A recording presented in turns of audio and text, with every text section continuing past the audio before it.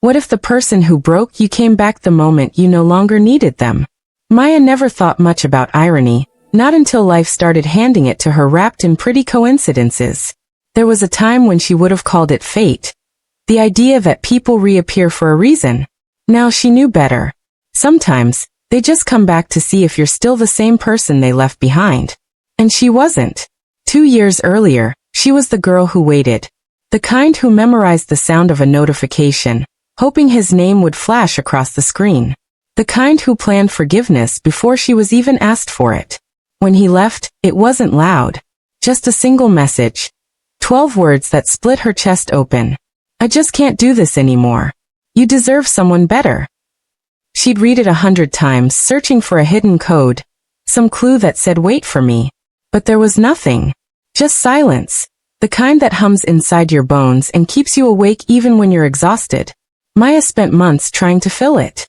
She changed her hair, deleted pictures, pretended she was fine. But pretending is exhausting, and silence always catches up. The shift came one cold morning. She was sitting by her window, her ritual of grief, when she saw her reflection against the glass. Her eyes looked dull, her smile mechanical. Her life paused in the waiting room of someone else's indecision. Something in her snapped quietly, not the angry kind, more like the sigh that follows surrender. That day, she wrote his name on a piece of paper. Just his name. Then she whispered, "You don't get to live here anymore." She folded the paper, dropped it into the sink, and watched the ink bleed under running water until nothing was left. It didn't fix everything, but it started something. Maya began to live differently. She took morning runs by the river, even on days she didn't feel like it. She started journaling again. Pages filled not with heartbreak, but with small victories. Ran 5 miles today, didn't cry when I heard our song, laughed with a stranger. Her new apartment was smaller but brighter, the kind of place where the light hit her art table just right in the afternoons. And there, surrounded by canvases and unfinished dreams, she built something no one could take, peace. It came in pieces, uneven but real. When she got the email about the charity gala, an art auction raising funds for local creatives, she said yes without thinking. She'd been donating some of her work anonymously. It felt safe, distant.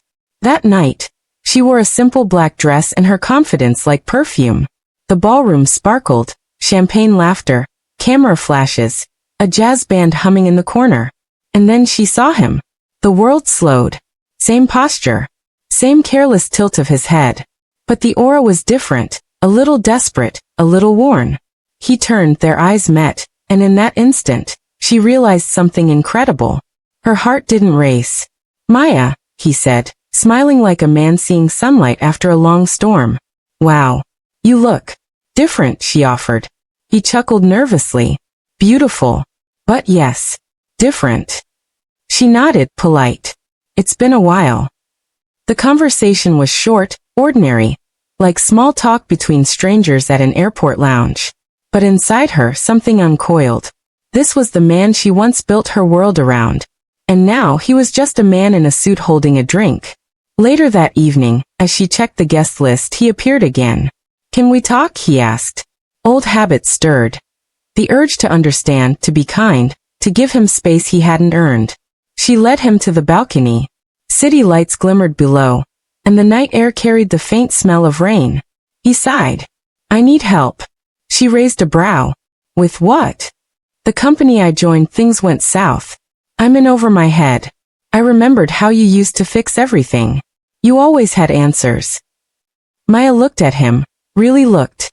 The charm, the need, the subtle assumption that she would still be that woman. But she wasn't. "I'll see what I can do," she said quietly. She did help. Not emotionally, practically. She connected him to a few people, helped draft a plan, even reviewed his pitch deck. Her emails were short, professional, detached. He thanked her, of course. Profusely. Too profusely. Then came the flowers. And the text messages. And the half-hearted "miss you" that carried the weight of convenience, not love. One afternoon, he showed up at her studio. He looked around, at her paintings, her certificates, the soft chaos of brushes and open sketchbooks. "You did all this?" "Yes." He exhaled as if stunned. I didn't realize how much you've changed. That's the point, she said gently. He stepped closer. Maybe we could try again. I know I hurt you, but I've changed too. She smiled faintly. People don't change that quickly. They just notice what they lost. He looked confused, almost boyish. So that's it. That's peace, she said. That night, she walked home under light rain, the city glowing golden puddles. Her reflection in shop windows looked steady now, older maybe, but sure.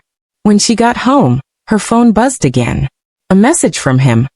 I really think we could make this work. You were always my calm. Maya typed slowly, her thumb steady.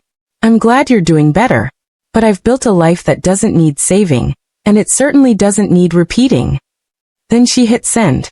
No shaking hands. No tears. Just release. Weeks passed. Life went on softer this time. She painted more, traveled once, even learned to cook properly, badly but happily. Sometimes she thought about him, not with anger, but with curiosity. How strange it was that someone could once define your mornings, and now barely cross your mind between grocery aisles. One afternoon, she received an email from the company she'd helped him save. They wanted to commission her artwork for their new office. She smiled. Life really did have a sense of humor. When she arrived to sign the contract, he was there, waiting in the conference room. Small world, he said.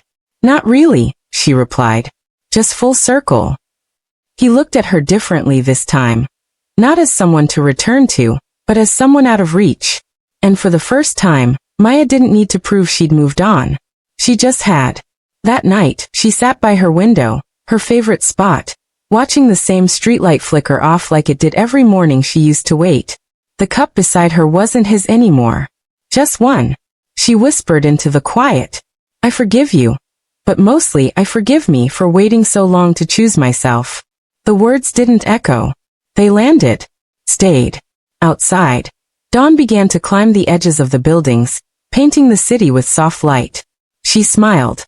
Not the fragile kind, but the kind that grows from peace. She wasn't healing anymore. She was healed. And for once, that was enough. If this story spoke to you, don't forget to like, comment, and subscribe for more stories where love meets life.